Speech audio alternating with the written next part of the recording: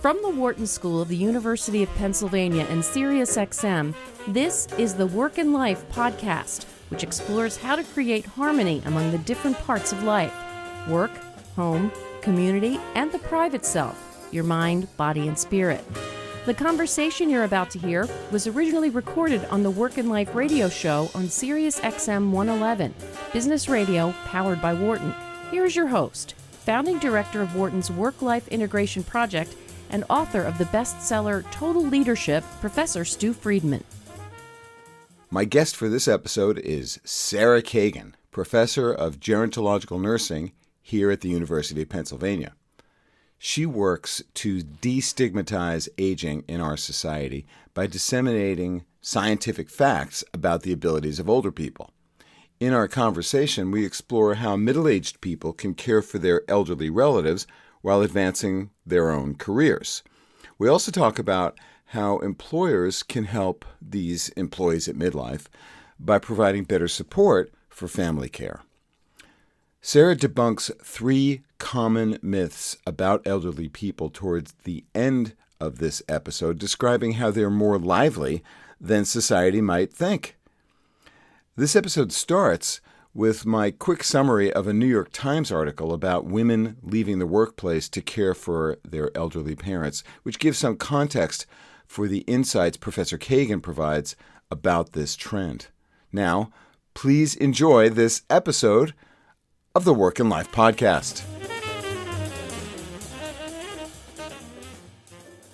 The New York Times published an article titled, "For Women in Midlife, Career Gains Slip Away," which reported some disturbing findings. The article talks about how women in their 40s and 50s, at the very peak of their earning potential, are dropping out of the workforce in drastically large numbers to care for their aging parents.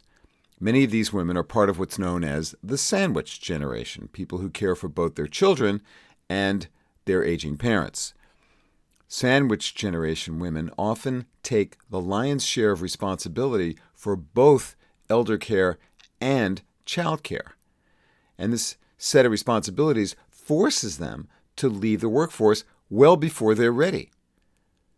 As I hope you do, I find this article disheartening because of the largely negative effect it has on the careers of women in particular. Why do women so often take on the lion's share of responsibility for care? Men can also play a major role in caring for aging parents, even caring for in-laws. Whatever the case, I encourage you, anyone really facing elder care problems and challenges, to seek resources and strategies that can help to lessen the stress and strain of elder care and thereby promote harmony between work and the rest of your life. And Sarah Kagan has identified many resources and strategies that she's going to share with us in our conversation.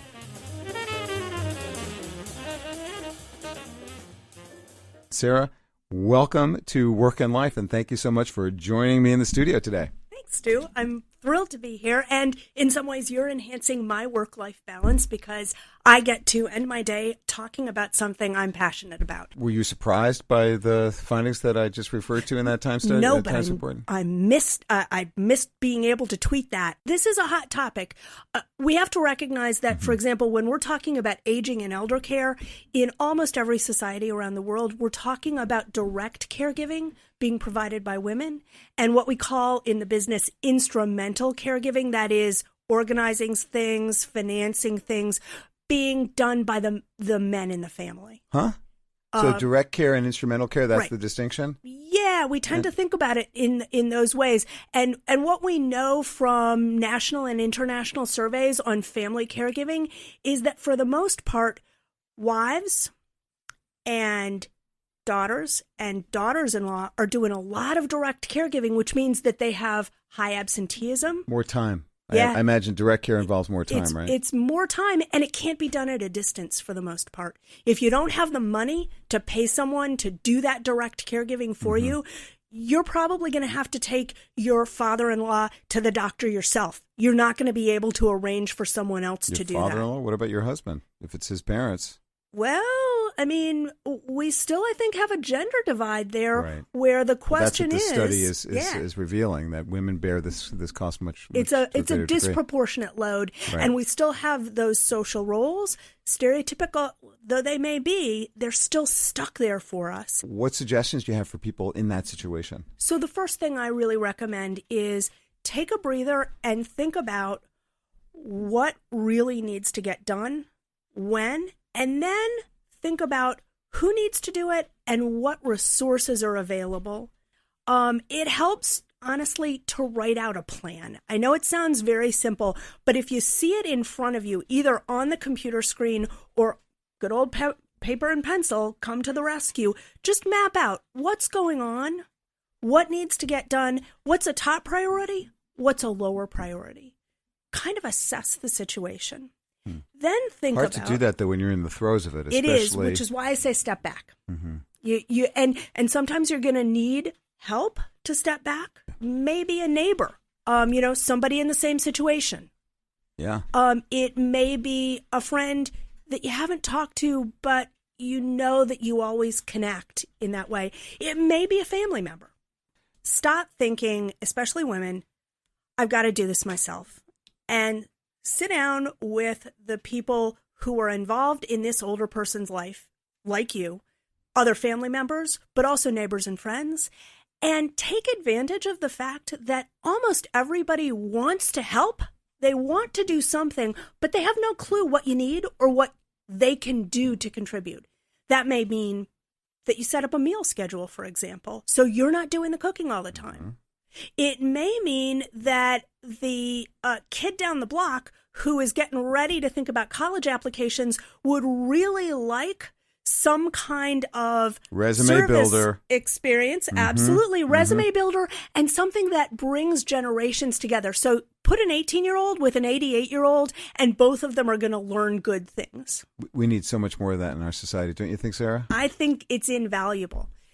What else can they do aside from assessing what the priority, action items are for them to deal with and getting help with those? What else can they do to stay engaged in their work lives and the other parts of their lives that matter? So I always recommend that people look for their local area agency on aging. Oh. So that's called an area agency on aging.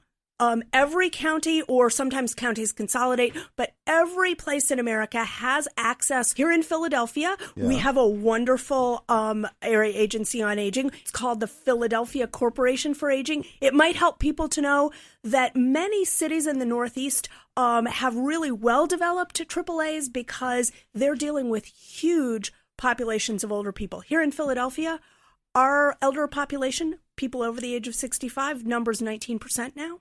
Is that a lot? That puts us at number 2 of major cities. Of major cities. Number 1, I believe, is Pittsburgh, and that shouldn't really surprise us if we think about the fact that old industrial cities, is sort of in the eastern half of the United States, are populated by people who worked their whole lives. They worked in factories, they worked in service.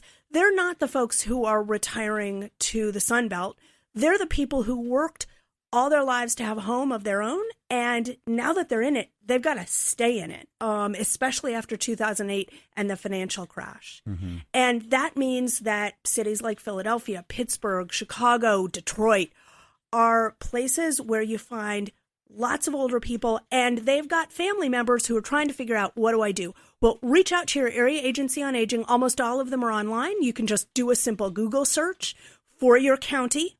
And what kinds of support and services does the area agency on aging provide? A huge array of services. Many of them are based on financial need because we've got to figure out who needs them first, but not all of them are. Mm-hmm. And one of the things I love for any family is that you can find out what else is going on to support elder care in your community. So you may be eligible financially for some very specific services based on your health and social needs as well as your financial status, but you can find out what's going on here, who can I reach out to, and how can they help? A reminder, folks, you are listening to the Work and Life podcast. I'm your host, Stu Friedman, and University of Pennsylvania professor Sarah Kagan is my guest. Sarah has provided some great resources and strategies for women and men caring for elderly relatives. I want to emphasize the usefulness of taking a step back from day-to-day care of an elderly relative. This way, caregivers can identify the people in their communities who can provide assistance. Then, caregivers need to make a plan. This very simple process helps a lot to improve harmony between work and the rest of your life. Now, in the next part of the podcast, Sarah and I talk about intergenerational relationships and how they're beneficial to both the young and the old. We then finish our conversation by talking about myths related to elderly people and steps businesses can take to support their middle-aged employees who are caring for elderly relatives. It's sort of like work-life balance. There's a balance between within and outside your generation. So generational identity gives us a sense of shared experience, a shared history, and in technical terms, we call that a cohort effect. You become a cohort by sharing experiences large and small that may be earth-shattering. For example, the millennial generation really understands the world in terms of September 11th and what 9/11 means. And we can think back to a different generation who came of age during World War II. With that, we connect with people of our own age. Right. We understand what this it was cohort identity. like. What's wonderful about intergenerational exchange is that we soon find in telling the stories of our generation That the young people are bored about them. Sorry, finish your thought. You were going to say something you else. Must be a parent, because I sort of think, yeah, but wow, what does that mean? We don't What want to was hear it about like? the Beatles anymore, Dad. Yeah. But in some ways they do, right? Of course they Because do. that fascination is, whoa, that's kind of a funky outfit. I rather like those jeans. Bell bottoms, really? We get this conversation going that sometimes is about, yeah, heard this before. But secretly, especially for teenagers, is about, oh, whoa, so maybe he really does know what I'm going through, at least a little bit. In those moments of insight, what we do is foster a much larger sense of understanding around who we are as people, what it means to live a good life, and how it is to really come away from interactions with other people with a sense of meaning, of value, of contentment. And part of what I love about intergenerational relationships is that, it doesn't have to be about what you know and how you think about things and the decisions you make. It can be about listening to music together. It can be about gardening and having that wonderful experience of putting your hands in the earth and planting something and just watching it grow. That is not so much a cognitive experience as it is a sensory experience, as it is an aesthetic experience. And it could be therapeutic, really, for anyone for involved everybody. in that, for both parties, the caregiver Absolutely. and the older who might not be able to think as clearly and put logical ideas together, but can still enjoy that aspect of life. So what is the biggest myth in our society and in terms of aging, and how does that play out in terms of what it is that that people are most sort of distracted and distraught by? You're going to make me pick one? Well, no, you can choose your top Okay, three. I'll How go about for my that? top three. There you go. My top three. I think my first one would be that you lose capacity, that you lose both physical and mental capacity as you age. And that's not true. In fact, there's a lot of research that's been around for quite some time that suggests exactly the opposite. And in fact, what we've seen as lost capacity is probably due to things that are either related to something abnormal, a health concern where you need to get appropriate health care to figure out what's going on, or are related to disuse. That is, you're socially isolated, you're physically inactive, you're mentally inactive, and you're losing what you can do because you're not keeping up. And while your chances of losing function more rapidly kind of increase as you age, I think we can see this again in people of any age. I mean, if you've got a sedentary teenager who's sitting in front of her computer 18 hours a day, she's not going to have great physical tolerance. She's not going to have great physical capacity. Mm-hmm. That's also true if you're 90 years old. It's just going to happen a little bit more quickly. I think my second least favorite or most disturbing myth is that it's normal to lose your ability to focus and think through problems as you age, so that memory problems, getting confused are all seen as normal. And you'll hear this as, oh, well, he's 86, he's entitled. Well, no, what we do is expect that wrongly. We expect people to become confused and have poor memory as we age. And so we don't recognize it as not normal. And as a result, we almost don't see it. It becomes invisible. It's I call it the myth of invisibility. That is, if you say, oh, well, older people who are sick and in the hospital are supposed to be confused, I can't do anything about it, then no one will do anything about it. And that's exactly the wrong thing to do. Self-perpetuating that myth. It becomes very self-perpetuating. Mm-hmm. And I think my third least favorite bit of information is probably around intimacy and sex. And that connects with social isolation. Your chances of being widowed grow as you get older, whether Naturally. You're in a same-sex or opposite sex relationship, mm-hmm. Whether you're legally married or in a partnership. And I think that we again become sort of complacent about, well, I mean, you don't really need to have anyone kiss you and say, I'm so glad you're here today, or to hold you in those dark moments of the night. And I just don't process how that's possible. And of course, that's connected to social isolation, because there are lots of different levels of social interaction, from very intimate to less intimate.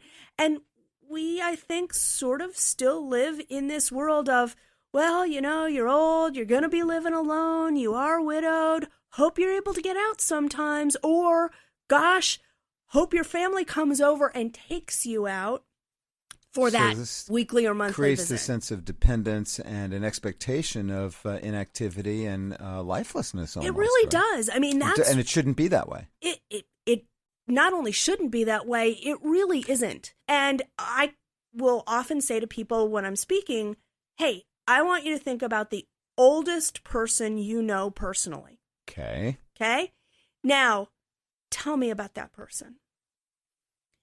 And I never hear a stereotype of old age. I never hear feeble, incapacitated. What I hear are amazing stories, especially from my students at Penn Nursing, my undergraduate students.